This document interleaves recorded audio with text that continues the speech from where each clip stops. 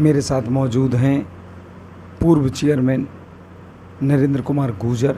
इनसे वार्ता करते हैं कि इनके क्या मुद्दे रहेंगे और पब्लिक इनको वोट क्यों दे। चेयरमैन साहब, आपका स्वागत है टीवी 10 में।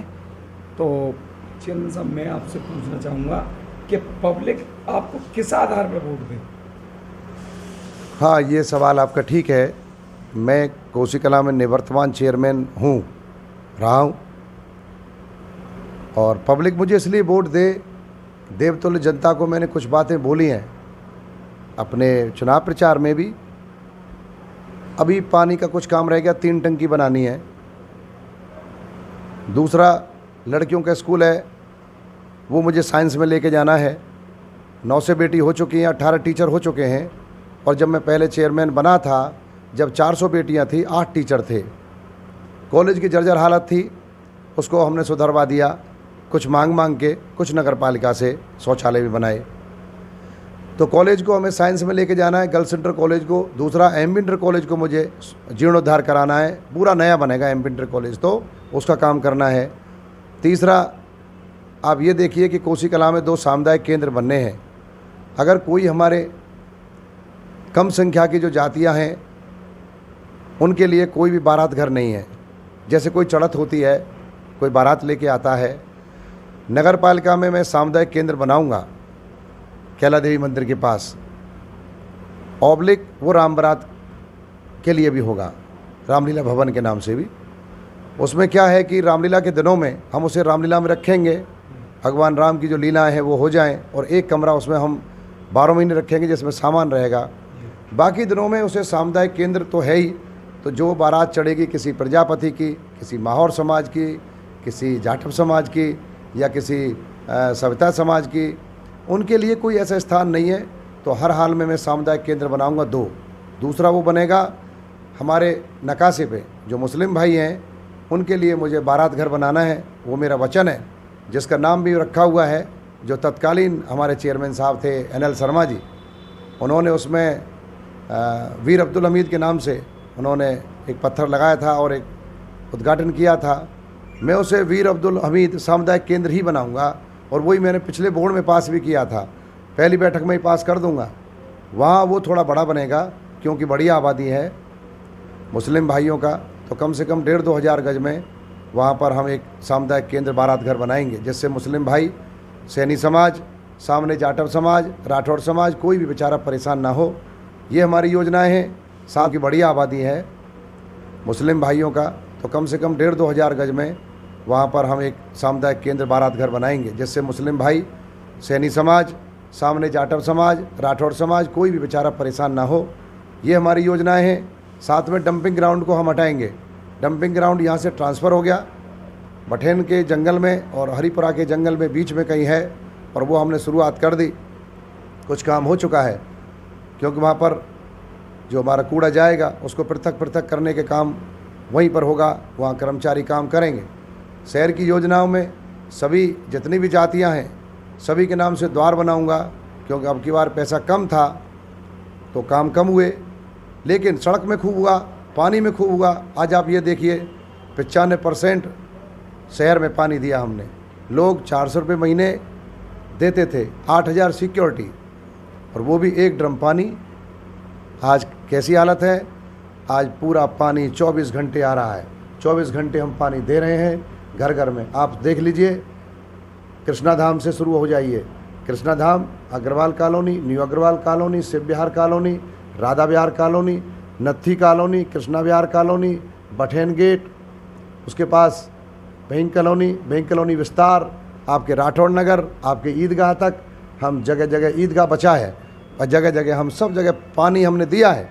आज लोग पानी खरीद के नहीं पी रहे, निःशुल्क पी रहे हैं। लेकिन मेरा ये मिशन है कि 50 रुपये महीने जो गवर्नमेंट ने भेजे हैं, उत्तर प्रदेश सरकार ने, वो भी हम लागू करेंगे।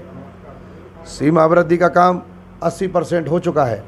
सीमा वृद्धि का काम जो मेन काम था, वो राजनीतिक कारणों से अभी अटका हुआ है। आदरणीय कलेक्टर साहब के यहाँ अनंतम आदेश की कॉपी आ चुकी है, जो साइन होके जाएगी।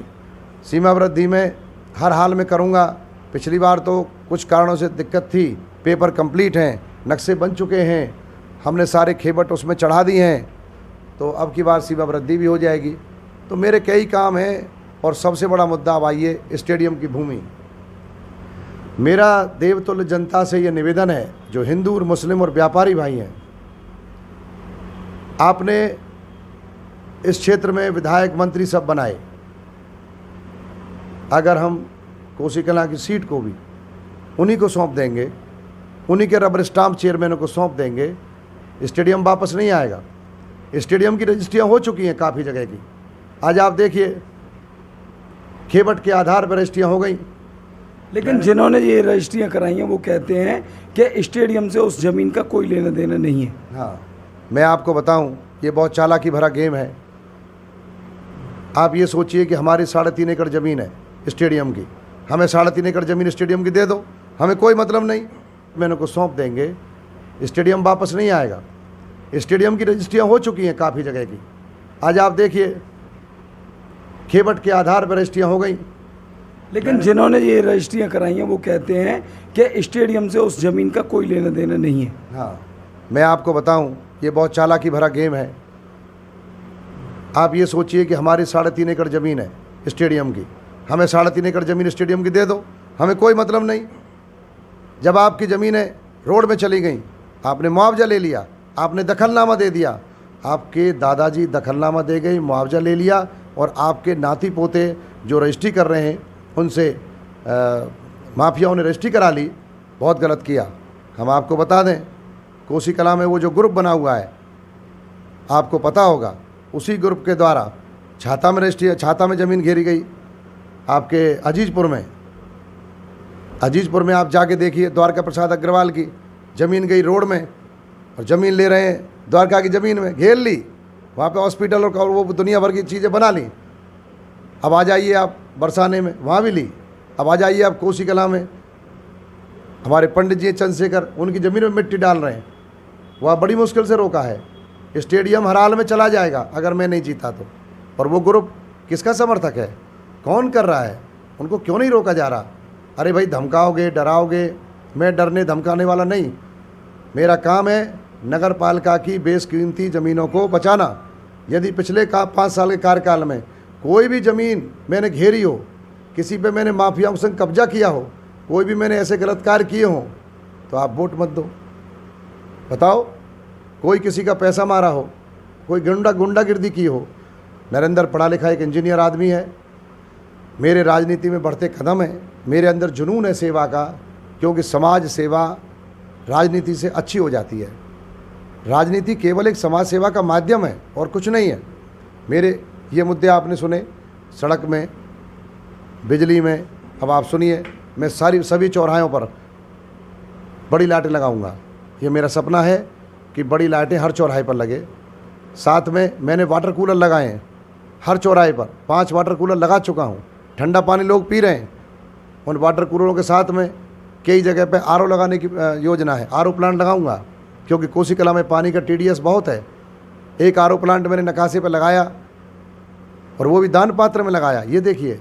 लेकिन पानी का TDS 7,000 8,000 तक पहुंच रहा है, 10,000 तक, तो वो रुक गया। चाहे मुझे कुछ भी करना पड़े, मैं पैसा बढ़वा के लाऊंगा। और जो ये कहते हैं कि चेयरमैन के हाथ में होता है पैसा बढ़ाना, ये गलत बात, किसी को गुमराह ना करें। 15 वित्त की ग्रांट आती है, राज्य वित्त की ग्रांट आती है, ये जनसंख्या के आधार पर संविधान के नियम के अनुसार ये बढ़ती है जितनी जनसंख्या है। इसमें 2-4 लाख 6 लाख हम ऊपर नीचे कर सकते हैं, एक बड़ी पूंजी नहीं कर सकते। इसका कारण एक और भी है। हमारे यहाँ उत्तर प्रदेश में 200 नगर पालिकाएँ हैं, नगर पालिका परिषद। जो नई नगर पंचायतें बनी हैं, तो 200 नगर पालिकाओं का पैसा काट के उसमें से नई नगर पंचायतों को दे दिया गया। सब पेपर है उसके। तो जब नई नगर पंचायतों को आप अलग से पैसा नहीं दोगे, इसी में से काट के दोगे, तो पैसा स्वाभाविक है कम होगा। ये सरकार ऐसी है, बीजेपी ये मान के चलती है कि शहर तो हमारे हैं, इनमें पैसा दो या ना दो, ये वोट हमें देंगे। यही गलत नीति है। राज्य वित्त की ग्रांट बढ़ेगी, और भी संसाधन हैं, वो में संसाधन कुछ ऐसी चीज़ें हैं जो यहाँ नहीं बोल सकता, थोड़ी बहुत टैक्स की भी हैं। आज आप ये देखिए, बड़े बड़े काम चल रहे हैं, जिन घरों में आप कॉमर्शियल काम हो रहे हैं, और गरीबों पर टैक्स लगा रखा है ज़बरदस्त, और रईस टैक्स देते हैं ना के बराबर। ये सब एक बहुत बड़ी चर्चा है शहर में कि आपने कांग्रेस के साथ मिलकर एक मझबार का काम किया है। आप इस चुनाव में किससे अपनी फाइट मानते हैं? देखिए ऐसा है राजनीतिक लोगों ने, जिसमें बड़े दो नेता हैं, नाम मत खुलवाइए, बड़े दो नेताओं ने पहले मुझे, हमारे गुरु ने हमें निकलवाया बसपा से निकलवाया, कोई बात नहीं, हम लोक दल में चले गए। आदरणीय जैन जी से बात हुई, उन्होंने वादा किया कि हम तुम्हें टिकट देंगे। लोक दल में गए तो नेताओं को खलबली मची कि भाई ये तो लोक दल से भी जीत रहा है, इसको रोको। फिर लोक दल से निकलवाया, तारीफ समझिए। फिर हम कांग्रेस में गए, हमारी कांग्रेस की टिकट को भी कटवाने की कोशिश की गई, आदरणीय महेश पाठक जी को फ़ोन किए गए। फिर जैसे तैसे हम वहाँ से बी फार्म लेके आ गए। बी फार्म लाए, हमें बाहर पत्रकार मिले कि साहब आपका पर्चा कैंसिल किया जा रहा है, आपका और आपकी पत्नी का। मैं कहा ऐसा क्यों भाई, क्या खबर है? बोले अदेय प्रमाण पत्र कैंसिल करने के लिए ईओ से नोटिस दिलवा दिया है कि जल्दी से अदेय प्रमाण पत्र कैंसिल करो। अगर ये सब चीज़ें जो मुझे रोकी जा रही हैं चेयरमैन बनने से या चेयरमैन के उम्मीदवार बनने से, कहीं ना कहीं भाई कोई बात है, और वो बात है स्टेडियम की, वो बात है कुछ रंगदार जो अधिकारी हैं उनकी। नकाशे पे अभी कई काम रह गए, पानी अभी कई जगह रह गया है। वार्ड नंबर 25 में ऊपर चले जाइए, दौआर खक्कियर के यहाँ तक लाइनें रह गई हैं, वहाँ भी पानी नहीं पहुँचा है। हाजी चेयरमैन साहब, एक बहुत बड़ा मुद्दा है कि आपने अपने पद पर रहते हुए 1 दर्जन से अधिक ट्रिपर खरीदे थे सफाई के लिए, लेकिन वो आपके कार्यकाल में नहीं चल पाए, इसका क्या कारण रहा? हम बताते हैं, ऐसा है, इसमें कोई दो राय नहीं। सरकार की योजनाएं आती हैं, टिपर खरीदने को आ गए, लेकिन मैन पावर नहीं है, आज भी मैन पावर नहीं है। बोर्ड फंड से इतना पैसा नहीं है कि हम डीजल की पूर्ति भी कर सकें। अब आप ये देखिए, आपने टिपर का सवाल किया, उत्तर प्रदेश के अंदर सबसे सस्ते रेटों में, उसका जो एक 6 नंबर करके था, सबसे सस्ते रेटों में हमने टिपर खरीदे। साथ में मैन पावर है नहीं, ड्राइवर है नहीं। वो क्यों नहीं है? हमारे पास जो पहले राज्य वित्त ग्रांट आती थी वो थी 1 करोड़ 14 लाख, अब ग्रांट रह गई कोरोना में 65 लाख, फिर आई 70 लाख, अब आ रही है 79-80 लाख, और वेतन है 82 लाख। जब पैसा नहीं मिलेगा कर्मचारियों के लिए, कौन कर देगा? ऐसा कौन सा जो है पैसे वाला आदमी है, कौन सा नेता है जो अपने घर बेच के या अपनी जेब से लगा देगा 5 वर्ष तक? राज्य वित्त की जो ग्रांट है वो बढ़नी चाहिए, जो कोसी कला में 1 करोड़ 14 लाख थी सपा की सरकार में और बीएसपी की सरकार में, 1 करोड़ 14 लाख से वो 1.5 करोड़ होनी चाहिए। 1.5 करोड़ से काम होगा, जिसमें हमें कम से कम 270 कर्मचारी चाहिए। 90 कर्मचारी हट गए, शहर सड़ गया। आप बात समझिए, मेन पावर की कमी है। राज्य वित्त में पैसा बढ़ेगा, अब की बार जान अड़ा दी जाएगी, चाहे मुझे कुछ भी करना पड़े, मैं पैसा बढ़वा के लाऊंगा। और जो ये कहते हैं कि चेयरमैन के हाथ में होता है पैसा बढ़ाना, ये गलत बात, किसी को गुमराह ना करें। 15 वित्त की ग्रांट आती है, राज्य वित्त की ग्रांट आती है, ये जनसंख्या के आधार पर संविधान के नियम के अनुसार ये बढ़ती है। किसी भी भूखा नहीं सोने दूंगा, और सोने भी नहीं दिया भूखा। आप चले जाइए कमला नगर से लेकर के पूरे शहर में रोज़ाना 600 महिला और बच्चों को राशन बांटा, उससे मैं संतुष्ट हूँ। अब 3 साल बचे, 3 साल में मैंने काफ़ी काम किया। अभी हमारी मेन रोड मुसलमान भाइयों की रह गई, चुनाव जीतते ही मैं मेन रोड बनाऊंगा मुसलमान भाइयों की जो रह गई है।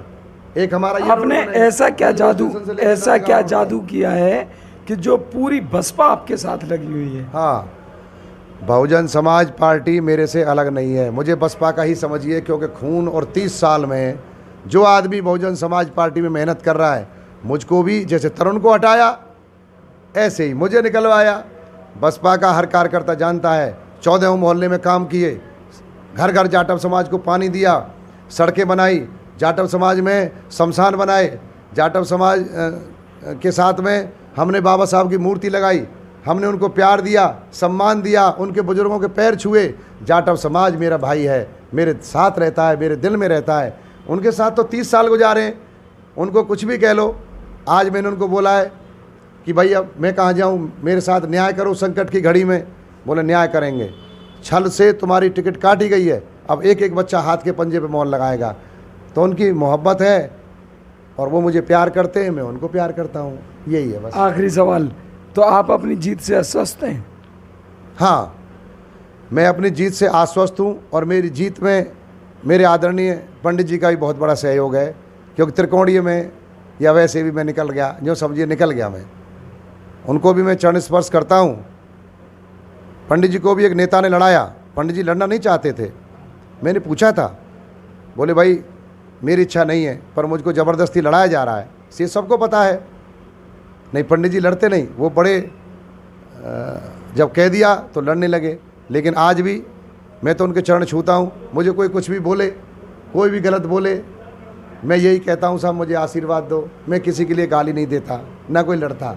मैं और मेरी पत्नी हाथ जोड़ के निकलते हैं और विकास की बात करता हूँ केवल। मैं जीतूंगा 100%, आज नोट कर लें, और अच्छी वोटों से, पहली बार से ज़्यादा वोटों से जीतूंगा। इसी के साथ बहुत बहुत धन्यवाद। जय भीम, नमो बुद्धाय, नमस्कार, अस्सलाम वालेकुम। हमारे साथ मौजूद थे नगर पालिका परिषद के पूर्व चेयरमैन नरेंद्र कुमार गुर्जर, और ये अपनी जीत को लेकर बहुत ही प्रफुल्लित हैं, और कांग्रेस के रूप में हो सकता है कि इनके कहने के अनुसार नया चेयरमैन हो टीवी 10 के लिए विजय शर्मा।